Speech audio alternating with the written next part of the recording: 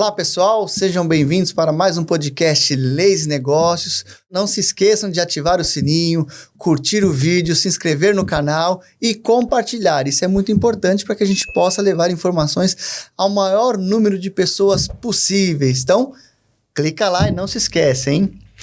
Hoje a gente está aqui com o Miguel Cavalcante, uma honra tê-lo aqui. O Miguel, ele vai falar um pouquinho para nós sobre o agronegócio. Ele é empreendedor do agro, pecuária de corte. A família já está nesse segmento desde 1916. Depois ele vai contar uma história para nós, ele prometeu aqui. E também engenheiro agrônomo, né? Sim. Se eu for ler o currículo dele inteiro aqui, gente, eu vou falar para você. A gente vai demorar meia hora só lendo, porque o homem realmente ele é capacitado e conhece muito do agronegócio. Muito bem-vindo, Miguel. Muito obrigado pela sua presença. É uma honra ter aqui você com a gente, viu? Obrigado, Castelo. Alegria estar com você aqui. Obrigado, Tatiana, pelo convite também. Estou à disposição de vocês. Meu objetivo aqui é servir vocês e ter uma prosa boa, né? Eu gosto muito de podcast. Podcast, para mim, é uma oportunidade de você ter o que eu chamo de conversas desafiadoras. São conversas profundas, detalhadas, de temas que a gente domina. Então, costuma sair coisa boa. Coisa muito boa, verdade. E a gente está aqui também com a doutora Tatiana, advogada da Lopes e Castelo, da área contratual.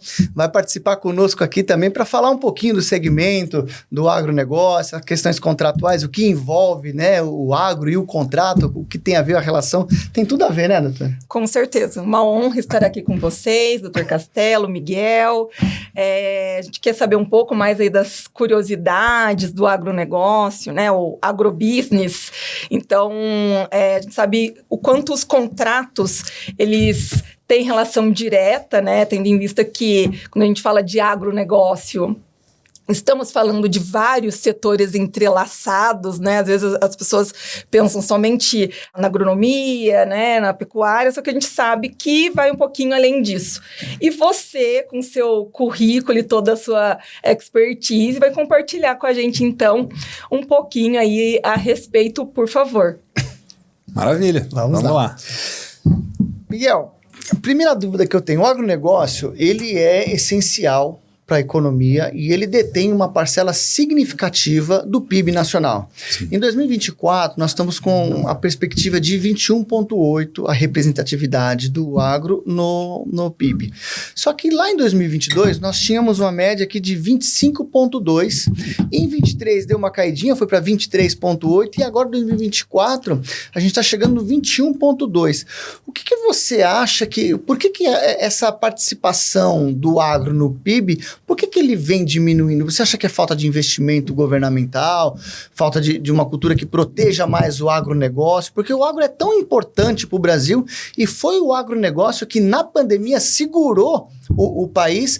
Por que a gente está tendo esse cenário hoje no agro? Você consegue explicar isso para a gente? Puxa vida, ótima pergunta. Primeira coisa, assim, o principal negócio do Brasil é o agro.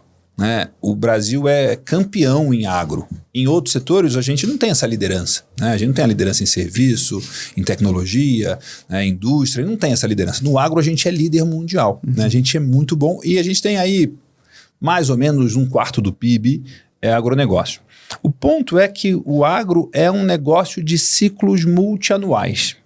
E mesmo quem está no agro não sabe disso com tanta clareza. A gente tem um trabalho de educar sobre isso, né, para as pessoas entenderem isso. Mas a gente teve 19, 20, 21, a gente teve recorde de preço de soja, recorde de preço de boi, que são duas das maiores commodities do Brasil. Então, todos os produtos do agro estavam com recorde de preço por uma série de questões de oferta mundial, de demanda mundial e de como o Brasil estava posicionado.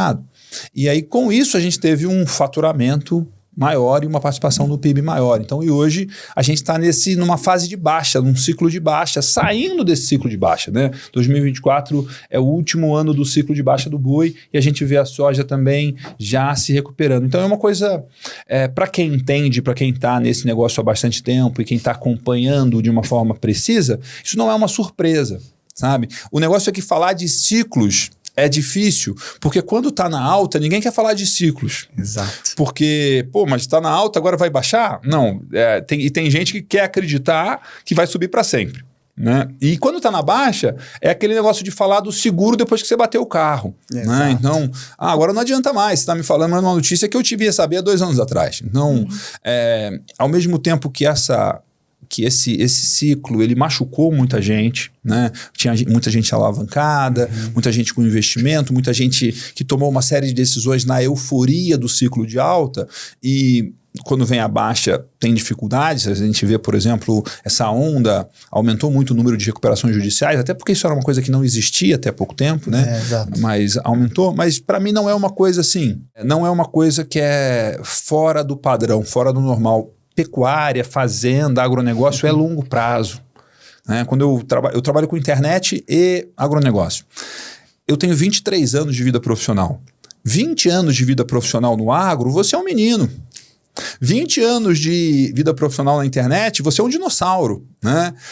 Então, assim, 20 anos é pouco tempo, as coisas são ciclos mais longos, então a gente tem que olhar com esse olhar, assim, ó, nos últimos 30 anos, como é que o preço do boi se comportou? Nos últimos 30 anos, como o preço da soja se comportou? Aí você tem um entendimento. Nos últimos 30 anos, como que o preço do café se comportou? Aí você entende e fala, pô, peraí, a gente está vivendo um cenário muito ruim hoje, mas não é o pior de todos os tempos. Está em linha com os piores momentos dos últimos 30 anos. E aí você entende que tem uma dinâmica de... É cíclico, né? Cíclico, né? Então, é entender isso. Mas isso, a verdade é que só quem é muito maduro é entender o negócio fazenda, que entende essa questão de ciclo, que está antenado nessa questão de ciclo e está sempre se preparando para a próxima onda. Por exemplo, em pecuária, a gente fala que você pensa sempre 2 anos à frente. Porque as suas decisões hoje, elas não serão colhidas hoje, elas serão colhidas daqui a 2 anos. Daqui a 3, 4 anos. Então, o preço do boi está ruim hoje, eu vou investir ou vou me retrair? Não, você não tem que tomar decisão baseada em 24, você tem que tomar decisões baseadas em 26. E por que desse lapso temporal de 2, 3 anos, Miguel? Porque as coisas demoram para acontecer, né? No sentido de uma vaca, ela demora 9 meses para produzir um bezerro. Então, se eu resolvo falar, se uma fábrica fala, eu vou produzir mais... No dia seguinte, ela começa a produzir mais, se ela tem capacidade instalada. Certo. No caso da pecuária, não. Eu vou produzir mais, eu vou comprar uma novilha, eu vou comprar touros, eu vou comprar sêmen, eu vou emprenhar essas novilhas, vão ter 9 meses de gestação. Aí vai nascer um bezerro recém-nascido. Daqui a 9 meses não tem um produto final. Eu tenho um bezerro que nasceu. Aí ele vai ter mais 7 meses mamando. Depois, mais... Talvez se eu for super intensivo, mais 1 ano até ele ficar pronto para ser abatido. Então, do dia que eu tomei a decisão de aumentar a minha produção até o dia que eu tenho um boi gordo pronto para abater, isso demora às vezes 3 anos. Não é uma visão curto prazo, né? O curto prazo é 3 anos, sabe? O longo prazo é 30. Né? Então, por isso que os ciclos são de 6, 7 anos, porque a decisão que eu tomo hoje demora... É claro que tem outras culturas que tem outras dinâmicas, né? Quanto mais, por exemplo, o ciclo de aves e suínos é bem mais curto que o de bovinos, porque do dia que eu tomo a decisão de aumentar minha produção de aves, com 40 e poucos dias eu tenho um frango pronto para bater. Né? Então, a decisão que eu tomo hoje e o efeito dessa decisão, ela demora só 40 e poucos dias para acontecer. E no bovino demora... quase 3 anos entre a prenhez e o animal tá pronto para o abate. É por isso que... Né? Então, as decisões de hoje, elas não geram resultados hoje. Elas geram resultados no futuro. Tem uma outra dinâmica também em gado que é interessante, que é o seguinte. Quem manda no mercado do boi é a vaca. Porque a vaca ela é uma máquina de produzir carne em duas frentes. Eu posso produzir carne com uma vaca produzindo um bezerro, ou seja, é carne no futuro. Mas eu também posso produzir carne com essa vaca, abatendo essa vaca hoje. Só que se eu abater ela hoje, ela não produz um bezerro amanhã. Então, se o mercado está em baixa, o pecuarista está com menos caixa, menos rentabilidade, ele vai ter que abater mais vacas. Então, hoje ele abate mais vacas e aí ele aumenta a oferta de carne no mercado hoje. E ao tomar essa decisão hoje, ele também diminui a oferta futura de bezerros e de carne, porque a indústria de produzir carne no futuro, de produzir bezerros, eu abati ela aqui hoje. Então, tem esse chicote, vamos dizer assim, de decisões de hoje alteram de um jeito o mercado, ou seja, se eu abato mais vacas hoje, eu aumento a oferta de carne e reduz o preço, e no futuro, essa vaca que eu abati hoje, ela vai faltar o bezerro de amanhã. Então tem uma dinâmica cíclica por conta disso. Aí lá no futuro vai faltar bezerro. Aí a demanda vai para se equilibrar a oferta e demanda, o preço vai ter que subir. Aí como o preço sobe, faz mais sentido eu reter mais fêmeas para produzir mais bezerros. Só que do dia que eu escolho reter fêmeas até o dia que eu tenho essas fêmeas produzindo novos bezerros, demora mais 18 meses, pelo menos. É uma questão muito estratégica, né? Você trabalhar com uma situação dessa, principalmente na pecuária, vamos dizer assim. Sim. Né? Até porque dentro de todo esse período, vamos colocar que você colocou o curto prazo, são 3 anos, dentro de 3 anos a gente está numa transição de governo também, o que deve impactar muito numa tomada de decisão, porque você imagina, você tomou a decisão de expandir agora, são 3 anos, quando você começar a colher os frutos daquela decisão lá atrás, já está mudando o governo. E se as políticas governamentais alterarem? Dentro desses 3 anos, o que aconteceu no cenário econômico brasileiro? Você vê agora a alta do dólar, está com 5,70, 2,70. 5,70 é notícia velha já. 5,70 é velha, né? Então, assim, o dólar subindo a torta e a direita, e como que o empresário do agro se programa para isso, né? E aí eu falo, talvez falte essa questão do governo andar mais ao lado com o agronegócio, porque é uma questão muito difícil de você se programar. E assim, produzir no Brasil é um ato de fé. Muito. Você tem fé no futuro, você tem fé no trabalho, você tem fé que as coisas vão dar certo. Plantar é uma aposta no futuro, é um ato de fé. Criar gado é uma aposta no futuro. E veja, a gente está falando de o governo apoiar, a gente só quer que o governo não atrapalhe. Exato. O Brasil já tem uma pujança, tem tecnologia, tem gente, tem clima, tem solo, tem tudo. A maior praga do agro brasileiro é o governo atrapalhando, né? E essa mudança de governo que a gente teve foi uma mudança claramente para pior em relação ao agro. O impacto foi grande. Né? Olha só, o maior ativo do produtor é a terra. Né? Então imagina, você tem o maior ativo do seu negócio que foi construído por gerações, tem décadas e décadas, muitas vezes mais de 100 anos que a sua família está investindo em construir um patrimônio. E aí você, com uma mudança de governo, você começa a ter uma incerteza muito maior em relação se aquele ativo seu é seu mesmo. Se ele vai continuar a ser. E tem uma insegurança jurídica de uma série de coisas que se fala muito pouco. Né? A gente tem muitos clientes que já tiveram a infelicidade de ter uma fazenda invadida. Tem casos e casos da pessoa falar, a minha fazenda foi invadida de forma injusta. Eu tinha a medida judicial que me garantia a reintegração de posse e a polícia não tinha coragem de ir lá executar. Então eu estava 100% no direito e não acontecia. Sabe? Então o nível de incerteza é muito grande, por isso que também os investimentos diminuíram. Muito, né? Quando teve há 2 anos atrás, né, a gente está gravando hoje 31 de outubro de 24, exatamente 2 anos atrás, a gente estava tendo essa mudança de governo. O que aconteceu? Todo mundo ficou com mais medo. Mais medo, menos... Medo é o oposto da esperança. Exatamente. Né? Medo é que algo de ruim pode acontecer. Esperança é algo de bom vai acontecer. O medo aumentou, a esperança diminuiu. A minha vontade e a minha disposição por investir diminuiu. Muito, tanto que 2023 foi um ano que praticamente nós não tivemos investimento no Brasil. Exato. Até entender como que seria a postura do novo governo, como funcionaria. Tanto que começou esse ano de forma tímida ainda os investimentos, mas veio. Alguns investimentos começaram a ser feitos, mas novamente estão tirando o pé, porque o risco fiscal é muito grande nosso, né? Então, assim, o endividamento brasileiro está muito grande. Como que ficará em 2025? Então, tudo isso impacta. Qual vai ser o câmbio do ano que vem? Exatamente. Né? Tipo, você está falando... prever o futuro já é difícil. Prever o câmbio tem a frase lá, né, que Deus criou o câmbio como uma forma de dar humildade aos economistas. Ninguém acerta. Ninguém acerta, né? Ninguém acerta. É muito difícil. E no agro vocês já trabalham com a questão das variações climáticas. Sim. Né, que já é uma incerteza né? Acredito que Muito vocês grande. trabalham aí com vários estudos e tudo mais, mas ainda assim tem impactos ambientais que surgem, vários aconteceram Rio que Grande foram do Sul, né? exatamente, que foram noticiados. Algo jamais visto. Já visto, mas há 80 anos atrás.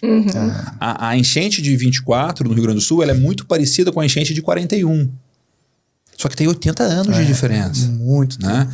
E isso tem um impacto brutal no setor como um todo.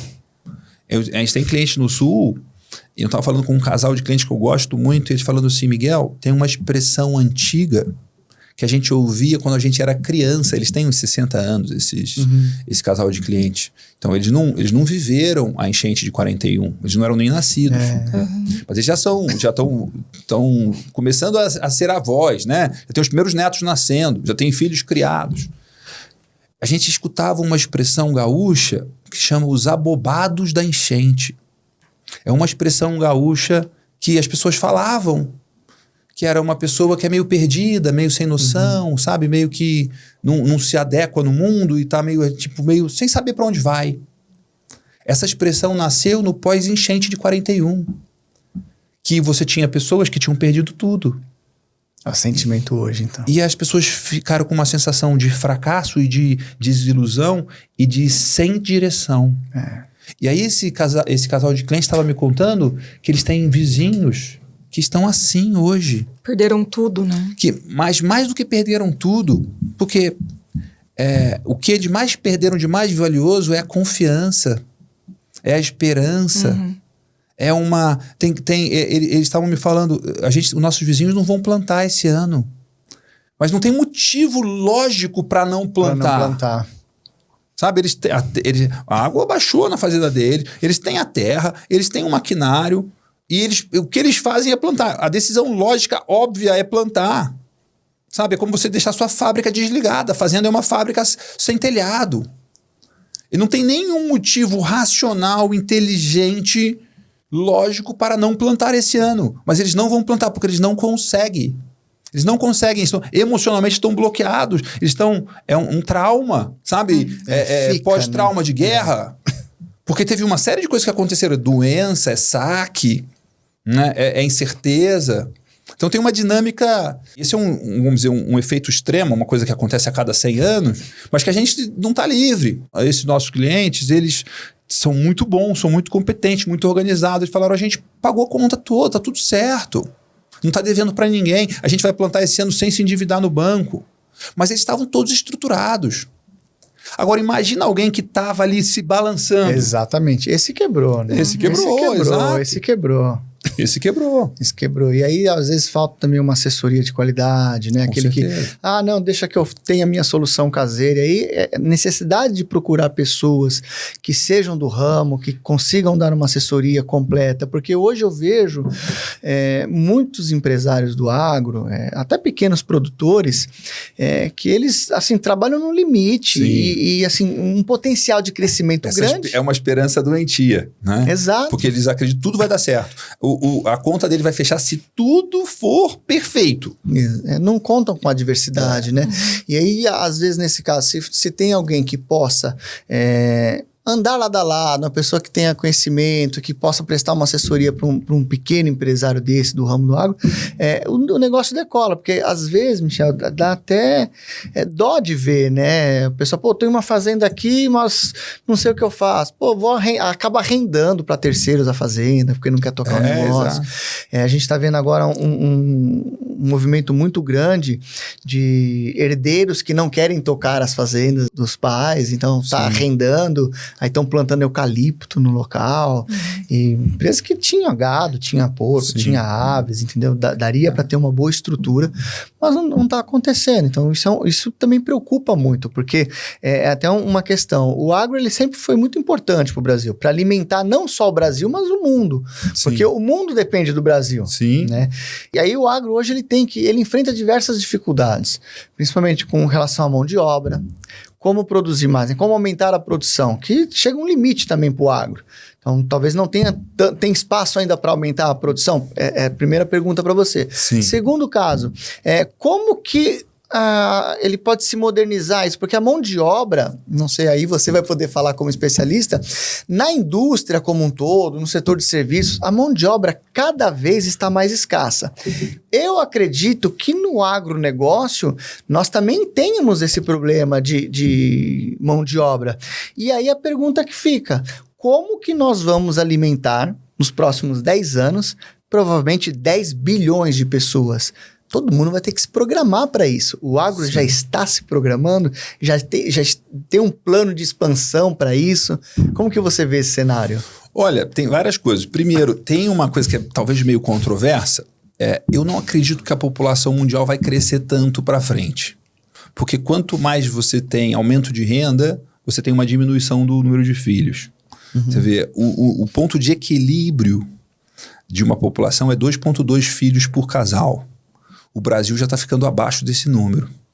Né? Então, em média, as famílias têm menos do que 2,2 filhos. Sim, né? Então, tem essa dinâmica. Aí você tem países na África e na Ásia que estão com um número maior que isso, mas tem uma tendência muito possível, né? É só uma tendência, não é uma realidade ainda, disso diminuir. Então, eu não consigo ver ainda, eu já vi alguns estudos que mostram que a gente vai ter uma desaceleração do crescimento da população. Né? Mas isso não é suficiente, porque se você tiver a população estabilizada e começando a consumir a níveis mais parecidos com o americano e o europeu, que é países de renda, ou seja, não passamos fome, você tem uma demanda enorme. Né? Agora, quando eu olho o cenário de médio prazo do agro brasileiro, é um cenário extremamente positivo. Né? Isso não quer dizer que todo mundo vai se dar bem.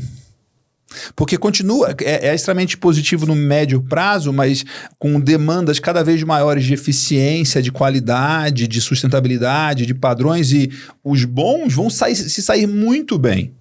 Mas não adianta você ser ruim no mercado bom. Né? Você vai ser atropelado pelas tendências, pelas exigências, pela concorrência, pelos preços. Né? E é claro que mão de obra, gente, é um desafio. Uma vez um dono de uma rede de restaurante, de steakhouse aqui do Brasil, me falou assim: Miguel, esse negócio de falar de mão de obra é um problema desde que Cabral chegou aqui. Né? Tipo, um negócio que sempre existiu e vai existir, essa é a verdade. E nos serviços pós-pandemia, né? As redes de hotéis e tal, falou, olha, a gente não sabe explicar por quê, mas ficou muito mais difícil entregar o mesmo nível de serviço pós-pandemia. Né? As pessoas estão menos engajadas e tal, tá tudo mais difícil. Mas eu acabei de voltar de uma missão técnica da minha empresa, visitando as melhores fazendas e confinamentos no Texas, semana passada. Castelo, o frigorífico, que é da mesma empresa brasileira, opera nos Estados Unidos pagando $21 por hora no entry level, sabe? O primeiro emprego que você entra no frigorífico americano, você ganha $21 por hora. Eu fiz uma conta rápida ontem falando para um cliente, multiplica a jornada de 40 horas por semana, coloca 52 semanas no ano, né, que vai ser um salário 13º, fazendo contas do Brasil aqui, dá R$248 mil de salário anual. Então, se você num frigorífico aqui no Brasil começar a pagar R$248 mil de salário anual, você tem PhD em Harvard se cadastrando para desossar boi, sabe? Com certeza. Tipo, é uma realidade muito, muito diferente. Então, tá muito difícil, mas eu vejo que tá difícil no mundo inteiro. É geral, O confinamento na Austrália concorre com a mineradora. A gente tem uma realidade hoje muito pequena, é muito difícil ainda de você ver pessoas de outros países trabalhando no Brasil, em qualquer tipo de serviço. Você tem algum tipo, às vezes tem um pouco de haitiano, tem sírios, tem alguns, né, refugiados e tal, mas é muito pouco. O agronegócio americano é tocado por pessoas que não falam inglês. Sabe, você vai numa fazenda, o dono é americano, e americano tipicamente só fala inglês, né? Tipo, e aí todos os funcionários, ninguém fala inglês, ninguém é nativo no inglês. É brasileiro, mexicano, haitiano, colombiano, sabe? As coisas mais diferentes possíveis. E aí você fala, puxa vida, imagina você ter uma fazenda que a língua que você fala não é nem da mesma família da língua das pessoas que você contrata. né? Porque uma coisa é inglês e português, eu enrolo no portunhol aqui e a gente se entende. Não, toca, né? De inglês para espanhol tem uma distância muito grande. Muito. Né? É muito parecida a distância do inglês para o português. Né? Então imagina, eu vou contratar gente para trabalhar na minha fazenda que só fala inglês, não fala português e eu não falo inglês. Imagina o desafio. Então esse desafio é um desafio mundial que requer competência em liderança, competência em pessoas, né? O conhecimento em gestão de pessoas, ele é um negócio relativamente novo para muitas empresas e no agro é novíssimo. Sabe, uma coisa muito nova. Então, a gente tem 10 anos que a gente vem trazendo know-how de gestão de pessoas para o agro e a gente vê resultados muito interessantes. Ontem eu conversei com o casal de clientes mais idoso que a gente tem. O marido fez esse mês 80 anos. Olha só. E eles assumiram a fazenda, assim, começaram a trabalhar com a gente tem uns 4 anos. E eles falaram ontem pra mim, a gente fez uma entrevista, né? Uma live, assim, tipo, imagina, 80 anos fazendo live. Que legal, né? Muito legal. Planilha de Excel, gestão financeira da fazenda, tudo que eles não tinham. E eles falaram assim, Miguel, a mulher, a dona Maria Isabel, falou assim, Miguel, aquele negócio lá de gestão de pessoas, aquelas recomendações e tal, a gente fez tudo que você recomendou, tudo que estava nas aulas e tal. E olha, funciona direitinho, né? Então, assim, tem um playbook, tem uma série de boas práticas e estratégias em pessoas que funciona para escritório de advocacia, que funciona para indústria, que funciona para hotel, que funciona para fazenda, que a maioria das fazendas não tem acesso ainda. Né? O dono já assistiu um monte de palestras sobre produção de soja, mas, né, como disse um cliente meu 10 anos atrás, falou assim, Miguel, eu já fui num monte de palestras sobre produtividade de soja, eu nunca tinha ido num treinamento de produtividade do dono, que sou eu.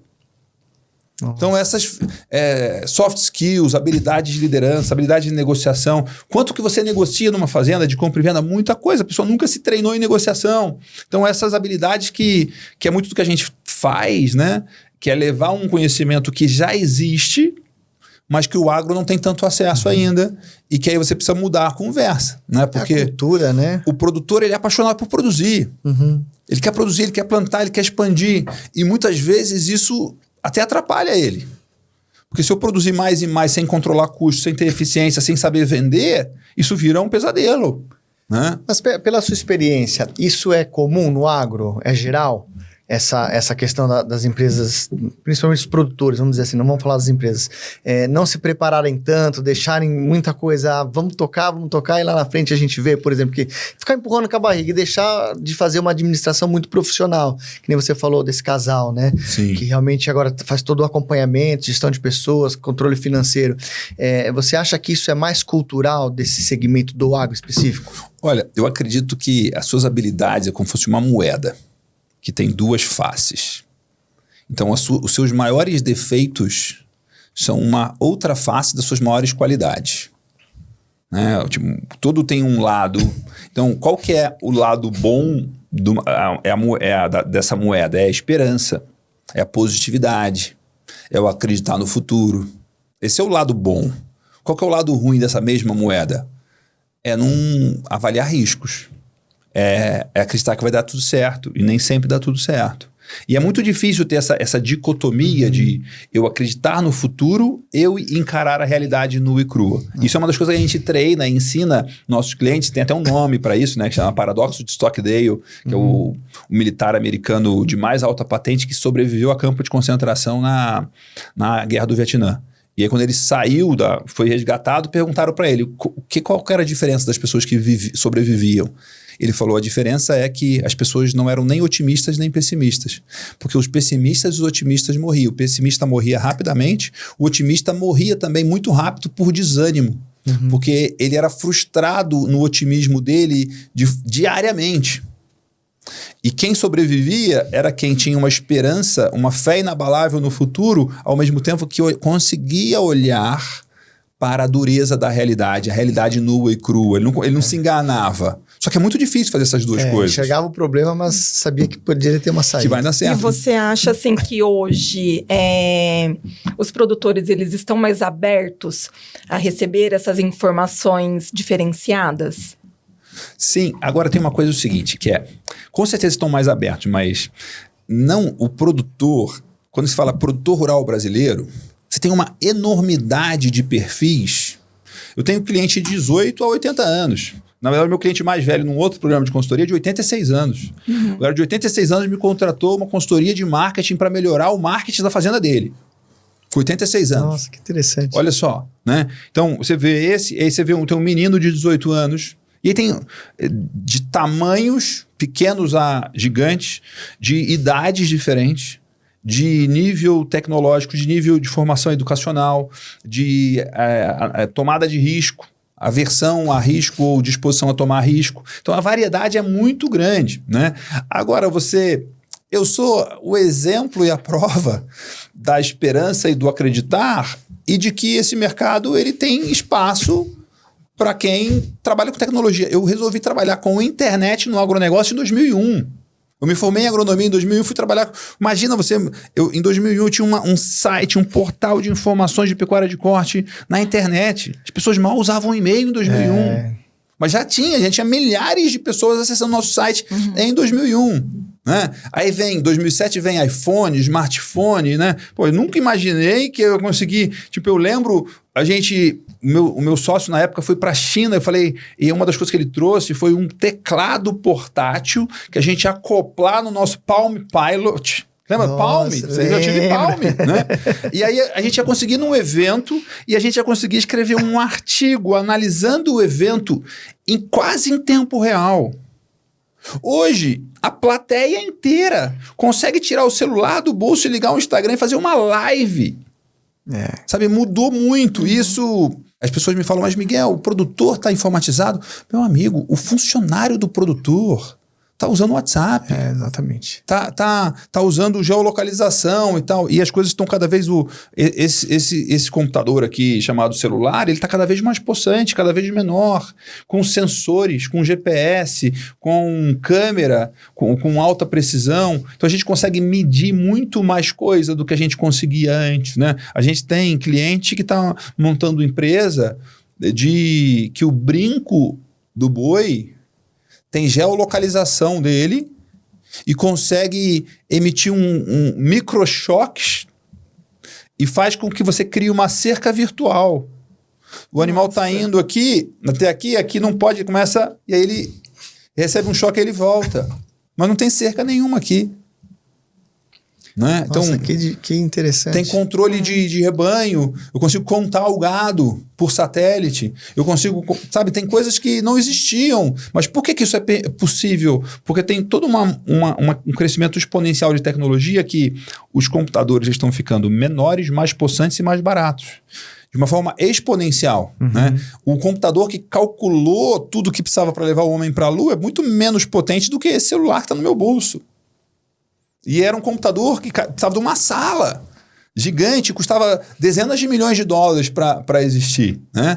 Ao mesmo tempo que a nossa cabeça de criador de gado, ela é muito parecida ainda com a cabeça do criador de gado da época que tinha um computador gigante para calcular uma coisa simples. Então, a tecnologia está crescendo de uma forma exponencial e criando oportunidades, e tem assim uma coisa tem mudança de geração, tem novas oportunidades, tem a pressão de mercado, tem as coisas estarem evoluindo, né? Tudo de uma forma, e você tem uma clara mudança de comportamento. Uma coisa muito interessante para o agro e para todo mundo que está fora dos grandes eixos é a internet via satélite. A vida mudou para muita gente com Starlink. Starlink, muito, né? Nossa, ajudou demais. Ajudou demais. Tem milhares de escolas no interior, nos rincões do Brasil, tribos indígenas, produtores rurais, um monte de gente que não tinha acesso à informação. Hoje tem. Então mudou muito a dinâmica. Eu estou aqui, ou eu estou no interior de Rondônia, ou no interior da Bahia, ou no interior do Rio Grande do Sul, eu estou ao mesmo tempo. E isso foi o que lá atrás, em 2001, porque quando eu me formei em agronomia, eu não me formei em computação. Por que eu escolhi trabalhar com internet? Porque eu acreditei numa visão de que informação era um insumo essencial para o negócio crescer e funcionar e ser bem gerido, como outras tecnologias. Eu precisava de máquina, eu precisava de adubo, eu precisava de semente, eu precisava de genética de gado, e eu precisava de outras informações para gerenciar. Mas em 2001... se eu morasse em São Paulo e assinasse a revista Veja, a Veja de domingo chegava na minha casa no sábado à tarde. Se eu morasse no interior do Mato Grosso, essa Veja, a mesma Veja de domingo, ela chegava na quarta ou na quinta-feira da minha casa. Hoje é instantâneo. Então, claramente tinha um atraso. Quanto mais longe eu morava, menos acesso e mais demorado era. Pô, a revista Veja não é nenhum segredo de Estado, não, sabe? Então, eu vi que, puxa vida, isso aqui tem que mudar essa dinâmica, né? Anos depois, eu fui provavelmente o primeiro brasileiro a comprar um Kindle.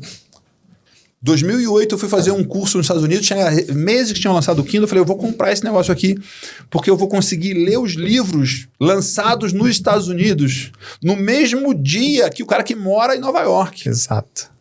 Porque antes demorava semanas. Se eu comprasse na Amazon no mesmo dia que lançava, demorava semanas para chegar aqui com... Só que dava um maior trabalho para usar o Kindle. Porque eu tinha que baixar o livro no computador, passar pelo pendrive. Não tinha nem a Amazon no Brasil ainda. Mas eu falei, puxa, eu sou um leitor ávido, agora eu vou poder ler no mesmo momento que os leitores mais agressivos dos Estados Unidos estão lendo. Eu quero isso, né? Então era essa mesma dinâmica de acesso à informação. E a outra coisa é... A internet permite que você tenha uma quebra de tempo e espaço. No sentido de, esse podcast aqui que a gente está gravando em São Paulo hoje. Enquanto o YouTube existir e o Spotify existir, as pessoas vão poder acessar esse conteúdo. De qualquer lugar do planeta. De qualquer lugar do planeta. E aí tem uma outra dinâmica muito interessante, que é a compressão do tempo, né? Quando eu era adolescente, você tinha Friends, série de Friends. Como é que você via Friends? Era um episódio por semana. Exato. E acabou. Agora, se você nunca ouviu falar de Friends, você se interna um final de semana, né? E maratona Friends. Você sai no final das temporadas, lá na segunda-feira. É uma dinâmica muito... Só que isso... Estou dando um exemplo de uma série, mas isso para negócios tem uma influência, uma mudança muito grande. Muito grande. Porque concordo. quando eu tenho dezenas de episódios do meu podcast, a pessoa pode fazer um binge watching, pode fazer um maratonar o meu conteúdo educativo, comercial, empresarial, e uma pessoa que nunca ouviu falar no Miguel, se o que eu falo é extremamente relevante para ela, 2 dias depois, ela passou 12 horas comigo, 14 horas comigo, 18 horas comigo. Ela sabe os meus tiques, ela sabe as minhas piadas ruins, ela sabe o jeito que eu falo, ela parece que ela é meu amigo de longa data. Absorveu todo aquele conhecimento dentro da plataforma. Aprendeu um monte de coisa. Exato. Tem uma proximidade enorme, né? Tem estudos lá que mostram que você precisa de 7 horas de proximidade com um cliente para ele... comprar de você em pelo menos 4 canais diferentes. Tem uma série de coisas assim, mas preciso de tempo junto. Sabe o ditado antigo? É preciso de um saco de sal, comer um saco de sal para conhecer a pessoa. Quando eu assisto 20 horas de conteúdo seu, é como se eu estivesse comendo uma quantidade grande de sal, né? Você pega as pessoas que a gente mais convive... Quantas horas você conversou com elas nos últimos 12 meses? Tem amigo que a gente vê uma vez por mês e olha lá. E olhe lá, hein?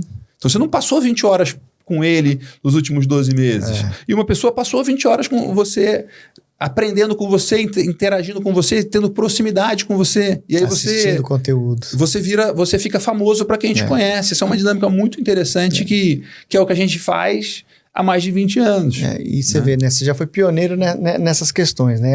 É uma situação que cresce a cada dia, né? Você vê o número de podcasts que são lançados, são um atrás do outro, e todos todos não digo, mas 99% com excelentes conteúdos. Então, aquela dinâmica, não tenho tempo para aprender, não tenho tempo para conhecer sobre isso.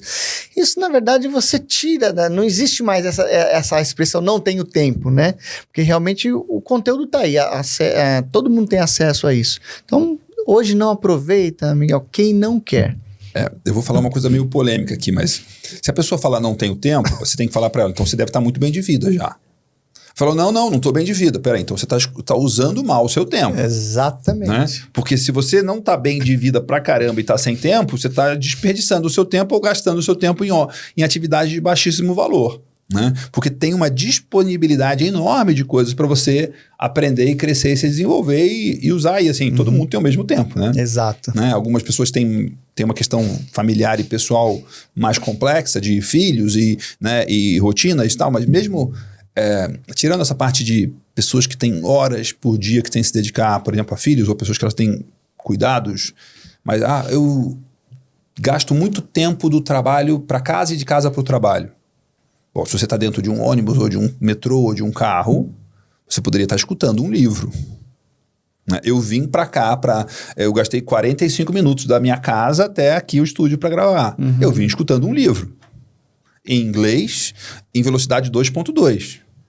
Então eu assisti um pouco mais de 1h30 de um livro em que me fez treinar o meu inglês, porque eu estou tendo contato com uma língua, e aprender uma coisa nova de um livro que eu escolhi.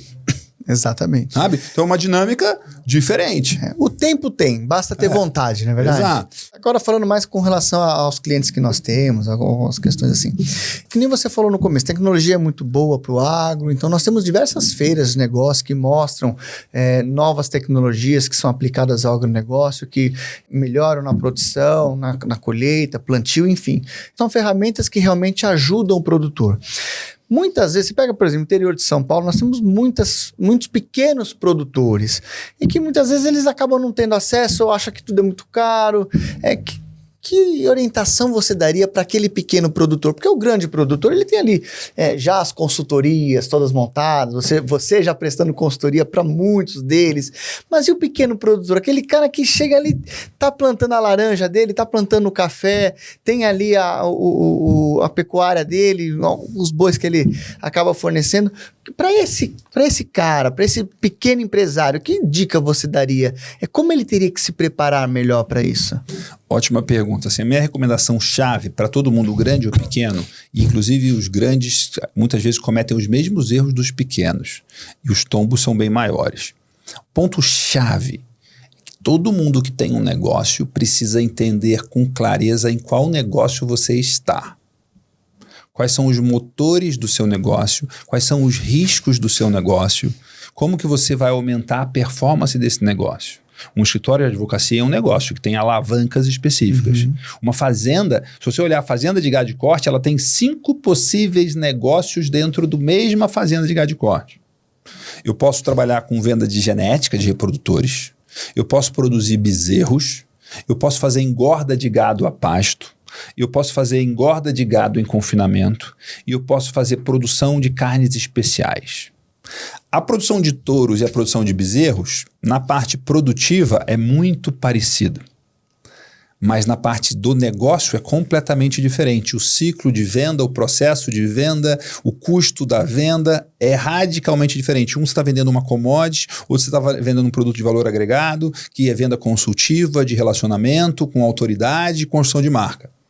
Então, as atividades e as competências necessárias para um dono ter resultado numa fazenda que produz genética ou produz bezerros, que de longe elas são iguaizinhas, são completamente diferentes. Uma fazenda que trabalha com confinamento, ela compra muito mais insumos. Então, a minha habilidade negocial em comprar ingredientes para a minha fazenda se torna extremamente importante. Se eu compro só um pouquinho de milho, 1% do meu orçamento anual é compra de milho, eu não preciso ser bom em comprar milho. Posso comprar muito mal, não muda nada. Agora, se 30% do meu custo é compra de ração, eu tenho que ser muito bom em comprar ração. Bem. E aí você tem os riscos envolvidos. Então é você entender claramente o negócio que você está. Sabe? E quando você entende o negócio que você está, você vai mapear quais os riscos, quais as atividades chaves, quais os parceiros chaves, quais competências como dono eu preciso ter. Né? E isso, assim, uma vez eu estava numa festa junina do colégio dos meus filhos. Aí chega um amigo meu que é formado na mesma escola que eu, fomos lá em Piracicaba, e fala: Miguel, tô vendo as coisas que você tá fazendo e tal, não sei o quê, me explica como é que é esse negócio e tal, tô com uma dificuldade lá, a gente tá com 2 coisas, a gente tem 2 atividades, a gente produz soja e a gente vende touro. Aí eu falei para ele: você já percebeu que você tem 2 negócios completamente diferentes? Aí o cara regalou o olho, assim, porque para ele era uma fazenda, tipo a mesma coisa. Eu falei: não, olha como é que é a venda de touro, olha quantos clientes de touro você tem, pouquinhos, olha o quanto do dia que o cliente do touro te conhece até o dia que ele compra, quantos meses demora, sabe? Vender touro é parecido com vender trabalho de advocacia. Eu trabalho relacional, de confiança, de reputação, uma série de coisas. Vender soja, Você manda um WhatsApp pro comprador da trader, ele pergunta o preço do dia e você combina o embarque. Gasta 2 minutos, não gasta R$1 para vender. Né? Para vender touro, você gasta dinheiro, você gasta tempo, você tem que ficar pageando o dono e tal. Aí o cara, assim, parecia que tava abrindo a cabeça dele. Agora eu tô entendendo porque um eu tô indo muito bem, porque no outro eu tô indo mal. Né? Conhecer o negócio. Conhecer o negócio. Né? Então, cada atividade agropecuária tem uma dinâmica específica. E é muito curioso, porque eu sou agrônomo de formação. Mas eu não tenho ideia de como produz alho. Eu não sei as exigências nutricionais e de fertilizante e de defensivos para produzir alho, mas eu tenho cliente que produz alho.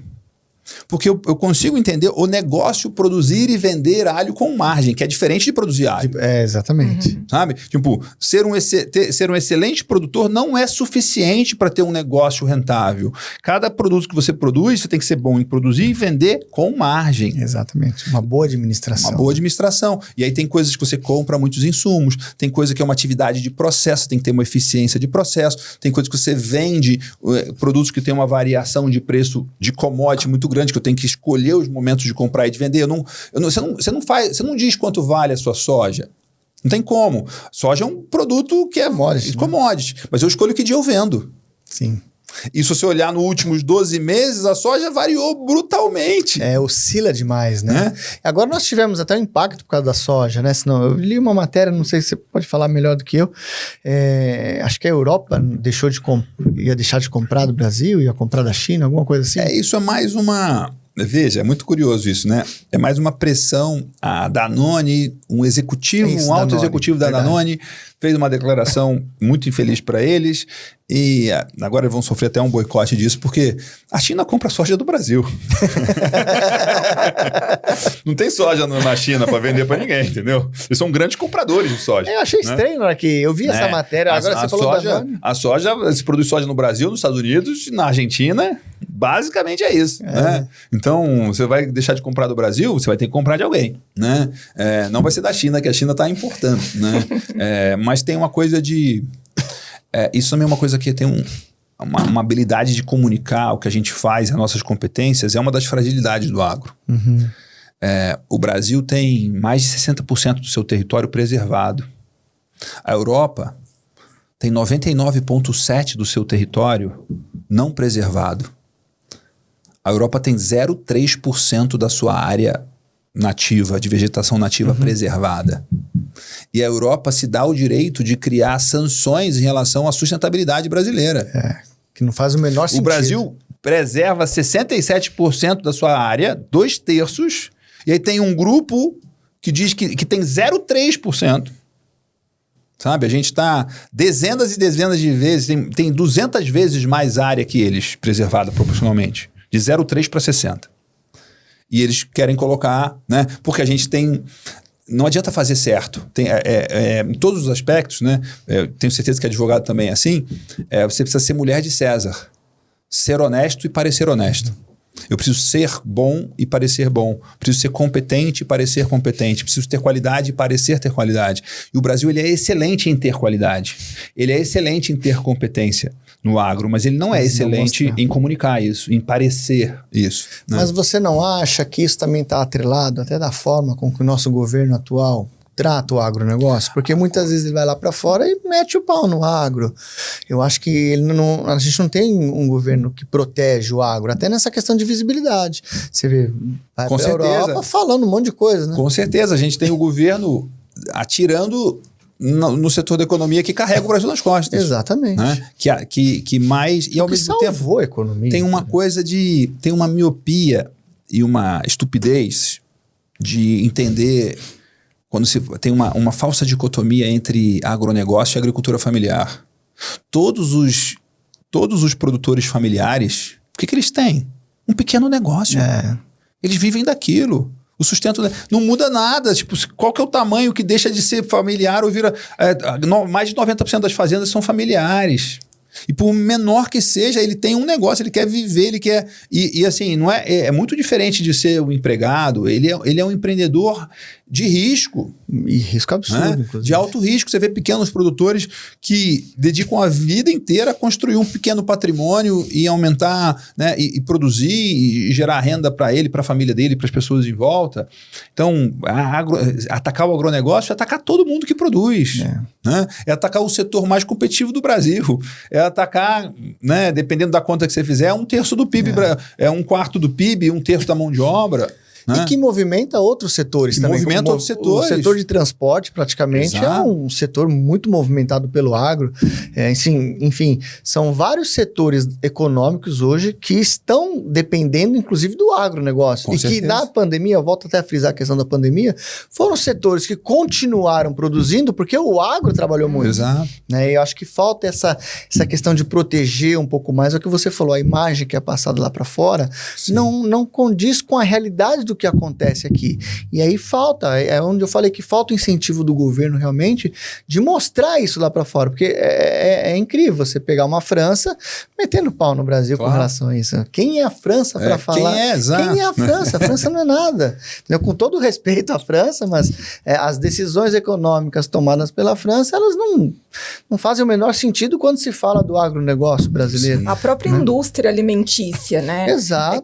O pessoal tem a visão do agro, acha que é ou o boi lá no pasto, ou a soja que ainda está lá sendo plantada, mas tem o processo fabril, né, que gera empregabilidade. Exatamente. Até chegar na mesa do brasileiro, tem um processo, né? Sim, e você vê na pecuária, por exemplo, que é um dos setores mais atacados, tem uma questão de saúde, que carne é um alimento, além de ser uma festa, né, porque quando você vai fazer uma festa na sua casa, ou celebrar um momento especial, você não vai comer um frango, né? Você vai comer um churrasco. Você vai comer uma picanha. Você vai num restaurante de carne. Teve alguém que prometeu aí também picanha. Também teve, né? Não entregou. Vai entregar a abóbora. Eu não sei quem foi, nem lembro. Não fala o nome não. Não fala o nome não, que dá má sorte. Dá má sorte. Halloween hoje. Dá má sorte, Não mexe com isso não. Ainda mais hoje, né? Halloween, já vou. Não mexe com isso não. Mas tem esse lado, vamos dizer assim, que carne é o alimento da celebração. Né? Mas, além disso, carne é dos alimentos mais nobres e mais densos nutricionalmente. Tem todos os aminoácidos, são alimentos... Tanto que tem pessoas, que até é uma coisa um pouco radical, que vivem só de comer carne. Tem a dieta carnívora. E se você vê uma pessoa que vive na dieta carnívora, que parece muito mais radical do que um vegano, ele é muito mais saudável que um vegano. O cara que está na dieta carnívora, a mulher que está na dieta... Ela é forte, ela é magra, ela tem uma pele boa, ela tem um olhar de saúde. Pega uma pessoa que está há mais de 10 anos numa dieta vegana, o cara tem um olho fundo, ele tem uma pele de doente, ele tem um olhar cansado, ele é fraco. Né? E todos esses atletas que constroem os seus corpos com uma dieta completa e vira vegano depois, começa a se quebrar todo, porque os ossos começam a ficar fracos. Então, nutricionalmente, a carne não é um problema, a carne é a solução. Só que muita gente come carne misturado com refrigerante, misturado com um monte de farinha, com um monte de alimento superprocessado. Exatamente. Então, peraí, não é carne. Você está comendo tudo errado, no meio tem carne. Né? Se você comer só a carne, não vai ser problema. E o outro lado é a sustentabilidade. As fazendas mais sustentáveis do mundo são fazendas que estão usando um negócio que chama agropecuária regenerativa, que usa agricultura, floresta e pecuária de forma integrada, em que aumenta a fertilidade do solo com o tempo e que produz comida, madeira e gado de altíssima qualidade. Então, as melhores práticas de produção são altamente sustentáveis. Então, na parte nutricional e na parte de meio ambiente, o gado é a solução e não o problema. Só que a gente não tem a habilidade ainda de comunicar isso. Né? Além disso, aí tem essa dinâmica toda que tem quem é inimigo do agro está atacando e dizendo mentiras do contrário. Né? Então, uma atrás da outra. Uma atrás da outra. Você falou a questão do gado, né? Tem até aquela discussão do gás metano, né? A Dinamarca, se não me engano, foi a Dinamarca que passou a tributar por 300 coroas por... Isso é uma questão que assim, a gente tem hoje no Brasil uma situação de criar novos tributos a todo instante. A carga tributária está muito alta agora, está realmente tudo está sendo taxado. Você acha que essa mesma situação que ocorreu na Dinamarca, de taxar o boi para prevenir lá o gás, você acha que isso pode chegar no Brasil? Porque se não me falha a memória, 300 coroas hoje daria em torno de R$280, 270, não sei a cotação. Isso é um risco. É um risco grande, no mundo inteiro. Né? É um risco no mundo inteiro de setores e entidades contra o agro e contra a pecuária distorcerem a realidade e buscarem maneiras de diminuir a competitividade de um setor. Né?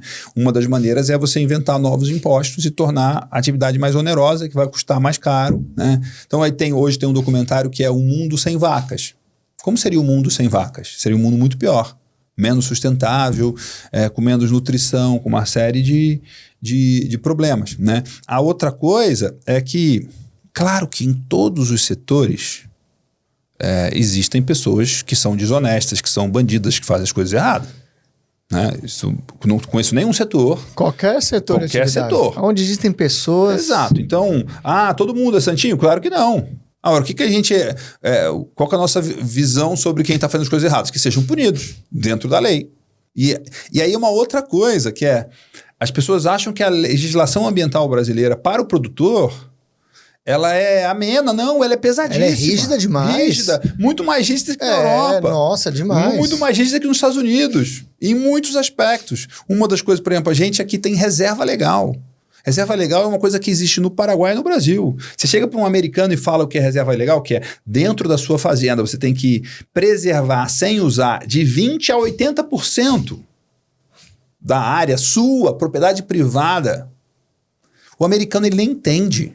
Ele fala, mas como? Ele olha para você assim, tipo, o que você está falando? Propriedade privada, você não pode usar? Não pode. Ele não consegue entender o conceito de tão alienígena para ele aquilo, sabe? Tipo, propriedade privada e eu sou obrigado eu não posso a usar. Então a gente tem uma legislação ambiental muito mais rígida que na maioria dos lugares em muitos aspectos e o produtor ele é punido, ele é cobrado de uma forma incomparável. Né? A gente teve desastres ambientais no Brasil nos últimos anos que se destruiu o Rio Doce e morreu, né? Se fosse obra de produtores rurais, meu Deus, a gente já está... Nossa! A gente já está... Excomungado. É difícil mesmo. Eu acho que falta esse protecionismo, ainda mais num segmento tão importante para o Brasil, né? E é difícil entender qual que é o raciocínio dessa... Não só do governo, mas de pessoas que jogam contra o agro. Porque é muito engraçado, porque todos dependem do agro, né? É a mesma coisa, dependem de alguma coisa e ficar atacando pedra naquilo que eu dependo. Então, é difícil. A gente sabe que tem muitos interesses políticos por trás de tudo isso, interesses de terceiros. E é uma luta que o agro, olha... Eu não sei se vai acabar, eu acho que isso vai perdurar por anos e anos ainda. Não vai acabar, não. O mal existe. O mal existe. Eu acho que vai ter que saber conviver com esse tipo de coisa, né? É a mesma coisa. Ontem eu estava até conversando com uma pessoa, ele estava preocupado que a gente conversou da alta do dólar, né? Isso é interessante você falar, não sei qual que é a sua visão sobre isso. Hoje, para o produtor, vale muito mais a pena ele mandar sua produção para fora, porque o dólar está muito alto, então é melhor eu exportar. Você acha que corre o risco de aumentar um pouco agora esse envio das nossas commodities, inclusive tudo que nós temos do agro? Você acha que corre o risco de aumentar o volume de exportação e faltará algo internamente? Olha, eu tô te fazendo uma pergunta que foi uma pergunta que quando eu falei para a pessoa que eu ia conversar com você, ele falou, pergunta para ele, pelo amor de Deus, porque foi o Adriano que perguntou. Ele é um pequeno produtor, tá? Ele é um pequeno produtor, ele tem... Acho que é leite, tem mais alguma coisinha ali. E ele tava com essa ideia de mandar para fora. Ele falou, você acha que vale mais a pena? Pergunta para ele o que ele acha disso. Vai acontecer essa migração agora com o dólar 5,70, 5,80? O que você acha? Isso já acontece automaticamente, em especial com os produtos que são comercializados entre países. Por exemplo, o leite é um produto que viaja pouco. A gente consegue importar leite em pó e o leite brasileiro ele não é competitivo em média no mundo. Os países mais competitivos do mundo têm preços mais baratos que o do Brasil. Então, quando a gente tem algum desequilíbrio de preço aqui por produção e tudo mais, a gente tem importação de leite. A gente não é um grande exportador de leite. Tá. Na carne bovina, na soja, no milho, né? Até pouco tempo atrás, pouco milho, mas soja e carne bovina, a gente é muito competitivo. Então, a gente exporta muito. E até importa um pouco também. Se você vai numa loja boa de carne, vai ter picanha argentina, vai ter picanha americana, vai ter picanha uruguaia, né? Vai ter picanha australiana, né? Então tem esse fluxo já, né, entre países. O que acontece? Existe já uma dinâmica que chama paridade de exportação. Então, se o dólar sobe, eu começo a ficar mais competitivo exportar carne. Ao mesmo tempo que os compradores da carne lá de fora, eles também estão olhando o câmbio. Então, eles começam a querer pagar menos em dólar. Né? Então, tem toda uma dinâmica que um ajuste. Um ajuste automático, vamos dizer assim. Quanto mais a gente exporta, quanto mais o dólar estiver alto, mais o preço médio das commodities que estão sendo negociadas na exportação vai aumentar. Né? E assim, é muito difícil a gente falar vai faltar. Não vai faltar, vai aumentar o preço. Né? Alguns produtos mais pontuais por exemplo, um tomate da vida, uma coisa que é mais perecível, aí você pode ter explosões de preço. Né? Ao mesmo tempo que você não olha o outro lado também. Eu conversei com um cliente meu essa semana, terça-feira. Ele tem mais de uma atividade, empresário em outro setor, e uma das coisas que ele faz com um parceiro, que para ele não é uma coisa, mas tem um parceiro que vive daquilo, produz tomate de mesa. Ele falou, Miguel, esse ano, as últimas levas de tomates produzidos, o que a gente ia gastar para pagar para uma pessoa, para uma equipe, ir na propriedade para colher os tomates, não é para produzir o tomate não, é para colher, custava mais caro do que o preço que a gente ia vender o produto. Nossa. Então, o que a gente fez? Eu vou gastar 12 para tirar, colher o tomate e vender por 10? Não, deixa lá, deixa apodrecer. O prejuízo é menor. Nossa. Porque ele já gastou para plantar, para adubar e tudo mais. Que coisa. Né? Ao mesmo tempo que esses produtos, eles são produtos que... É uma coisa curiosa. Né? Batata é assim, café é um pouco assim, alho é assim. Eles são um excelente negócio porque de tempos em tempos são um péssimo negócio. Porque nem todo mundo tem coragem e bolso para suportar produzir isso. Porque tem anos que vai ser muito ruim, ele vai perder muito dinheiro. Entendi. Sabe? Então eu tenho que ter muita reserva para produzir, para poder plantar nisso. Então o mercado meio que se regula, mas nesses períodos de baixa tem gente que se machuca. Né? E veja, o milho aí já tem uma dinâmica muito interessante, porque o milho, o Brasil ele não é um enorme player, ele é um grande player, mas o Brasil de vez em quando pode importar milho. O Brasil já importou milho. Que é o que é paridade de importação e paridade de exportação. E veja que o milho ele tem um preço mais baixo que a soja. Então, quanto mais baixo é o preço de um produto, mais o frete pesa. Então, se eu tenho milho aqui no Brasil ou milho nos Estados Unidos, custa muito proporcional ao valor do milho, custa muito para eu tirar o milho daqui e colocar nos Estados Unidos. Então, se gasta 20 para eu levar para os Estados Unidos e lá está valendo 60, a minha paridade de exportação é 40. Exatamente. Porque eu vou gastar 40, mais 20 para deixar para entregar lá. E de lá para cá também. Vice-versa, né? Se gasta 20 e aqui está 40, lá tem que estar 20 para valer a pena importar. Exatamente. Mas o Brasil, tradicionalmente, milho não era uma coisa que a gente exportava. Porque custa caro carregar o milho e o preço não fazia. Hoje não. Hoje já se exporta muito milho. Hoje já se paga isso. Então você tem essa dinâmica, esse fluxo comercial acontecendo. O que, na verdade, é um estímulo à produção. Por que a soja cresceu a produção? Por que o milho cresceu a produção? Por que suínos e aves cresceu tanto a produção? Não tem apoio governamental, não tem subsídio nenhum, né? Tem uma série de riscos climáticos de mercado. Por que as pessoas investiram e cresceram? Por que a produção agropecuária do Brasil cresceu tanto nos últimos 20 anos? Demais. Porque tinha um potencial de mercado. Você tinha um mundo querendo comprar. Né? Então, se você olhar, se você deflacionar, a carne bovina ficou muito mais barata nos últimos 20 anos. Não ficou mais cara. Ficou mais barato. Todos os produtos agropecuários ficaram mais baratos. O poder de troca piorou para o produtor. Para você comprar as coisas ficou muito mais caro em relação... Só que você ficou mais eficiente, você produziu mais, mas por unidade produtiva... sabe? Teve um avanço muito Teve um grande. avanço muito grande para o lado de quem compra, para o lado do consumidor, que ninguém olha isso, né? Ou se olha muito pouco. Por exemplo, a gente tem cliente que é dono de uma empresa que vende carne, ou um frigorífico, ou um distribuidor de carne. A gente recomenda a ele usar o nosso acompanhamento de mercado quinzenal, de preço do boi, de preço do milho, de preço de soja, para ele tomar decisões mais embasadas e se prevenir contra alta e baixa. Porque eu tenho faixas, zonas de venda, que é quando o preço está alto. E tenho zonas de compra quando o preço está baixo. Se eu sou comprador de soja, eu tenho que monitorar o mercado para comprar soja nas zonas de compra. Exato.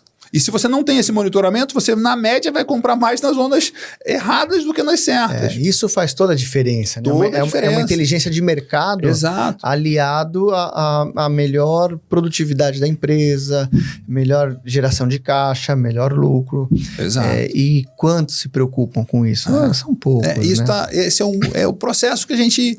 esse é o meu negócio, sabe? Implantar isso na cabeça do empresário. Olha. É trazer uma coisa que já existe, que já é comprovado, que já funciona, só que as pessoas nunca viram. Elas nunca compraram, elas nunca usaram. Mas quem está usando está tendo resultados muito diferentes. Né?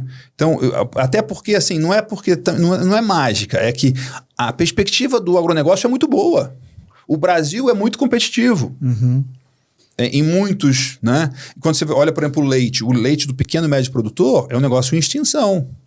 Porque não é competitivo mundialmente, mas o grande produtor é. Tanto que os grandes produtores estão só crescendo. Se modernizando. Só modernizando, investindo, aumentando, né? Ampliando, porque é um excelente negócio. No ramo do agro hoje, qual segmento você entende que terá um crescimento maior nos próximos 10 anos? Que tipo de produto que o agro produz hoje, que você fala, pô, esse produto daqui 10 anos vai decolar? Olha, eu acredito que a próxima revolução do agro é a revolução da qualidade, do valor agregado, das marcas, do diferencial. A gente já é líder em eficiência, em volume, em quantidade. Mas a gente não é líder ainda em qualidade, em marca, em diferenciação. O Brasil é o maior produtor de café. Ele ainda não é visto como o melhor café do mundo. E o Brasil produz dos melhores café de altíssima qualidade. Né? Carne, a mesma coisa. Eu vivi esses últimos 20 anos, há 24 anos atrás, 2000, 2001, no ano que eu estava saindo da faculdade, a gente fez um evento sobre qualidade de carne. Eu ainda era estudante ainda, eu organizei esse evento e a gente levou a pessoa que faleceu tem poucos dias, uma pessoa que eu tinha uma admiração e respeito muito grande, que foi uma das pessoas responsáveis por trazer o McDonald's para o Brasil, e anos depois responsável por trazer a rede Outback para o Brasil. O Outback é um restaurante que tem padronização, mas que, se você olhar na régua de qualidade de carne, eles servem uma carne padronizada, mas não é de altíssima qualidade. Estaria do topo para baixo, estaria no terceiro degrau. Quando eles entraram no Brasil em 97, 98, eles precisaram se rebolar, fazer parceria, um monte de coisa para conseguir comprar a carne nesse padrão mínimo. E muitas vezes eles não conseguiam entregar esse padrão mínimo. Porque o Outback, não hora nenhuma ele promete ser um restaurante de luxo. É um casual dining. Exatamente. Né? Eles não conseguiam comprar a coisa padronizada mínima. 20 e poucos anos depois, o Brasil produz. Se você quiser comprar o Wagyu de mais alta qualidade, que existe uma régua enorme de variação dentro do Wagyu, né? Do Wagyu mais alto nível, tem gente no Brasil produzindo. Nossa, que interessante. Sabe? A carne que o Outback penava para produzir lá há 20 anos atrás, para comprar, hoje você tem no volume que você quiser, níveis acima, desde que você faça algum acordo, algum contrato. Claro, né? Porque também pecuária é longo prazo. Se eu quero produzir uma carne especial hoje, eu preciso ter feito um monte de coisa dezenas de meses para trás, de uma forma certa. Mas o mercado mudou muito. Mas a gente ainda não é um exportador de carnes especiais. A carne especial fica no Brasil. O café especial, alguma coisa é exportado, mas os melhores cafés ainda tem coisas... Permanecem aqui dentro. Tem coisa... O café é um pouco diferente, que tem compradores muito especializados em café de qualidade que já vêm para o Brasil. Mas já tem gente aqui no Brasil fazendo um trabalho de construção de marcas de alta qualidade. E aí você tem... o Brasil não produzia azeite, agora produz azeite muito bom. Sabe? O Brasil não produzia um monte de coisa e está aprendendo a produzir em alta qualidade e vender alta qualidade. Lembrando que produzir e vender são duas coisas diferentes, né? Toda empresa devia ter um departamento de produção e um departamento comercial. E não adianta eu ter o departamento de produção maravilhoso e o comercial ser péssimo, que não vai funcionar. E, em especial, o seu produz qualidade, né? As pessoas falam, a Apple faz um marketing maravilhoso. Você que não está enxergando, de tão bom que é invisível. Né? Ela está gerando demanda o tempo todo para o produto dela. Não é só fazer um produto excelente. Né? Para mim, assim, essa é o grande desafio do agro, além do desafio da profissionalização, do gerenciamento de risco, de você conseguir casar tecnologia, produção, ciclo de preços, pessoas, família, né? Harmonia, sucessão, tudo mais. Tem esse outro lado que é esse viés da qualidade que carrega o mercado como um todo. Porque se o Brasil tiver algumas marcas de produtos do agro de altíssima qualidade reconhecido no mercado nacional e internacional, a nossa imagem como um todo melhora. Né? Você acha que falta um pouco de marketing mais agressivo? O que você acha que falta para a gente chegar nesse patamar? Falta a gente entender que não adianta produzir o melhor produto apenas. Eu preciso produzir e comunicar. Eu preciso ser bom e parecer ser bom. Né? E parecer bom. Eu preciso ter essa construção de marca mesmo. Marca não é um logo, né? Marca, a definição de branding lá do David Aker, lá, que é o grande especialista em branding, marca é o conjunto de expectativas, memórias, né, relacionamentos que o cliente tem com a marca. Né? Que experiências eu tenho com a marca, que relacionamentos eu tenho com a marca, que memórias eu tenho da marca, que expectativas. Então, isso tudo, você veja, a marca não está no produto, a marca está em mim, no meu coração, na minha cabeça. O logo é só uma maneira de eu lembrar daquelas expectativas, daqueles relacionamentos, daquelas memórias, daquelas experiências. E a gente ainda está engatinhando nisso, ao mesmo tempo que já tem gente fazendo coisas muito boas. A gente já tem marca premium de iogurte, marca premium de carne, marca premium... Tem gente fazendo vinho muito bom, né? Tem ali em Pinhal, tem dezenas de vinícolas. Tá virando a nova Campos de Jordão, com turismo enogastronômico, com esporte de aventura, coisas muito legais.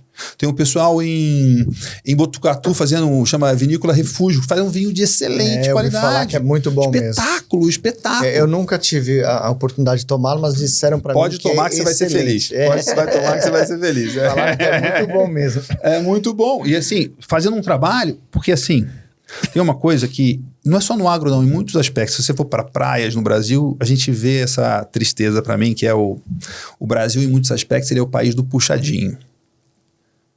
Para mim, você vai para Ubatuba, 90% das casas são feias. Das construções são feias. É sem projeto, é sem visão, sem ambição. Sabe? É uma pena, né? É uma pena. Isso é uma coisa que ali é só o lugar que você vê a foto. Mas isso é permeado em muitos setores. E aí você tem em várias iniciativas de pessoas que olharam diferente. Falaram, não, eu vou fazer um negócio... Né? Você pega o Guaspari em Pinhal, que foi o pioneiro nisso. Por que Pinhal está indo tão bem? Porque o pioneiro falou assim, eu vou fazer uma coisa que o francês mais enjoado vai vir aqui e vai babar. Essa é a premissa. Então, tudo que você faz é feito para atender os critérios mais altos. E aí vem outros projetos, o cara fala, pô, se eu vou montar um projeto do lado desses caras, eu tenho que estar parecido com eles. Com eles, eu não posso fazer um negócio mulamba porque não vai dar certo. Vira um parâmetro. Vira um parâmetro. Então, quando você começa a criar exemplos muito positivos e com um diferencial muito grande, todo mundo tem uma nova régua, tem um novo padrão de salto. E isso está acontecendo em muitos setores. Não adianta fazer um negócio mais ou menos que não vai funcionar. Né? Então, no azeite tem isso, no café tem isso, no vinho tem isso. O vinho é uma exceção no Brasil, né? Ninguém pensou que o Brasil ia produzir vinho de excelente qualidade. Né? Carne tem isso, né? Então tem, né? Produtos lácteos tem isso, tem gente fazendo queijos muito especiais. Pô, tem produtores de queijo no Brasil, cliente nosso, inclusive, ganhando o prêmio no concurso mundial do queijo na França. Nossa. Sabe, tem coisa muito boa. Isso há 20 anos atrás era uma loucura impensável de falar, né? Então, são coisas que o brasileiro não toma conhecimento, né? Coisas tão boas para o Brasil e que, infelizmente, falta aí uma... Não é disseminado. não é Tem o processo, né, de tudo. Chocolate. Tem uma revolução no chocolate acontecendo, no cacau. Tem gente fazendo chocolate de altíssima qualidade, né? Então, é uma dinâmica muito diferente de... E aí, tem uma coisa que foi curioso, porque nessa viagem nos Estados Unidos, eu fui numa fábrica de chapéus. E aí era uma visita na fábrica de chapéus. Eu nunca tinha ido numa fábrica de chapéu. E quando chegou no início da visita, deu um estalo na minha cabeça, assim, eu falei pro grupo, assim, pessoal, presta atenção que aqui vai acontecer uma coisa, posso apostar com vocês, que vai acontecer uma coisa que eu já vi acontecer com um vinho. Eles, chapéu e vinho? O que tem a ver? Qual a relação? Qual a relação? Vai acontecer o seguinte, qual que é o resultado imediato depois de você fazer o primeiro curso de vinhos? Você nem entende tão mais de vinho depois de fazer um curso, mas a sua disposição por pagar mais caro por vinho aumenta imediato. Demora só 1 minuto. Você saiu da sala da aula do vinho, você já está comprando vinho mais caro. Né? E é inexorável esse processo. Né? E aí eu estou vendo isso acontecer em outros setores. Quanto mais eu aprendo sobre carne, mais eu estou disposto a pagar mais. Quanto mais eu aprendo sobre azeite, mais disposto, né? Tem a acidez, tem os sabores, tem N coisas.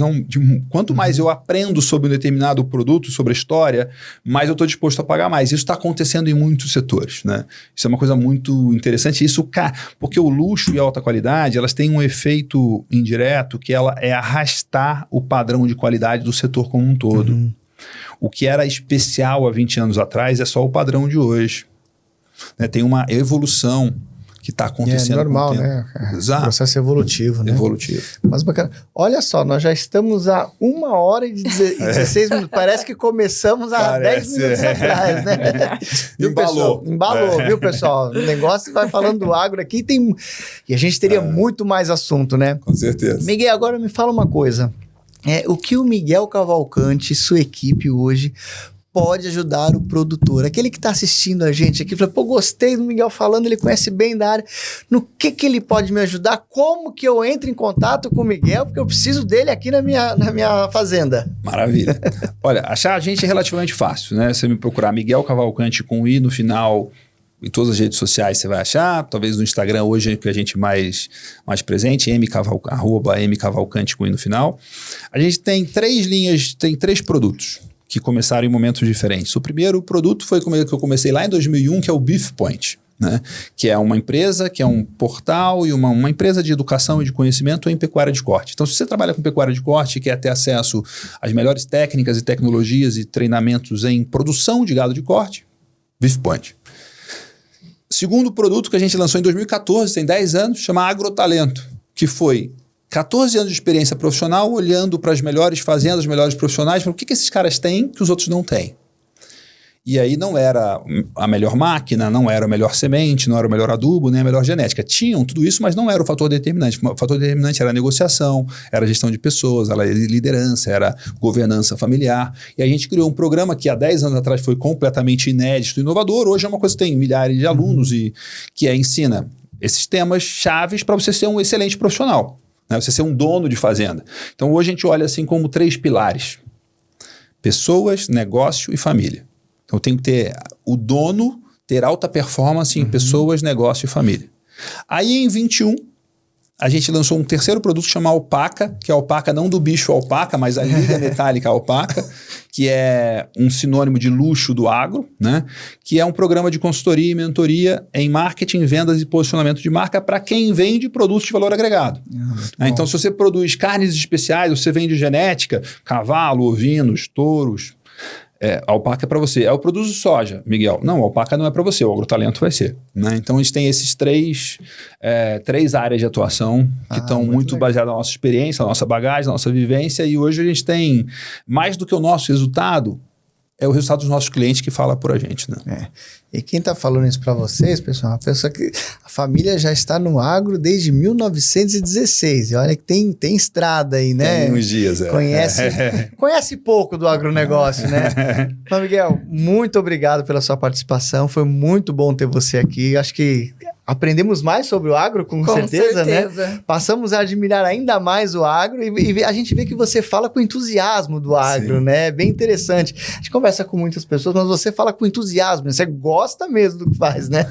Sim. Isso é ótimo. Tem que falar do que você acredita, tem que viver o que você acredita e essa busca por fazer as coisas que estão associadas ao que você tem na sua essência e que você vive todo dia, fica mais fácil. Uma vez eu aprendi que uma palestra motivacional é uma palestra sobre qualquer assunto, feita com muito entusiasmo. Isso deu um corte muito bom. Parabéns. Muito legal. Bom demais. Obrigado a vocês. Miguel. Então tá bom. Gente, muito obrigado. Espero que tenham gostado. Aqui vai ficar os Lembra contatos. a curtir, a seguir e tal. Não, agora você fala. Fala você agora, vai lá. Ó, você que está assistindo o podcast Lei e Negócios, se você não seguiu o canal ainda, assina o canal. Se você está no Spotify, segue aí o podcast, curte e compartilha com alguém que você acredita que merece assistir esse episódio e outros episódios. Você chegou até o final, você assistiu tudo e provavelmente gostou. Então, recomenda para alguém que você gosta. É isso aí. Isso também deu um corte bom, viu? Vai ser o trailer aí do negócio. Pessoal, muito obrigado e até a próxima, viu? Um grande abraço. Tchau, tchau.